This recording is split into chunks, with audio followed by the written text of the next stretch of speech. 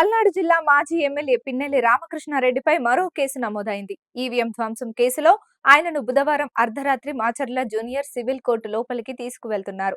ఆ సమయంలో తెలుగు యువత జిల్లా అధ్యక్షుడు శివను కడుపులో కొట్టిన వీడియో వైరల్ అయిన సంగతి తెలిసిందే. ఈ క్రమంలో తనపై పిన్నెల్లి దాడికి పాల్పడ్డారని శివ పోలీసులకు ఫిర్యాదు చేయడంతో రామకృష్ణారెడ్డిపై 303 సెక్షన్ కింద కేసు నమోదు చేశారు.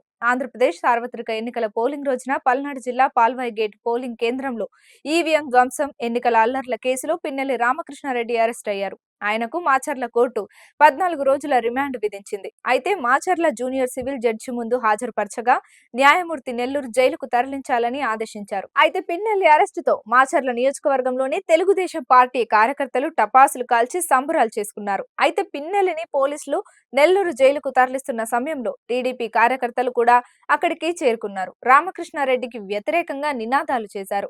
ఒక టీడీపీ నేత శివ పిన్నెల్లి ముందుకు వెళ్లి నిలబడగా ఆయన ఆ టీడీపీ నేత పొట్టలో గుద్దారు. దీంతో శివ ఫిర్యాదు చేయడంతో కేసు నమోదైంది.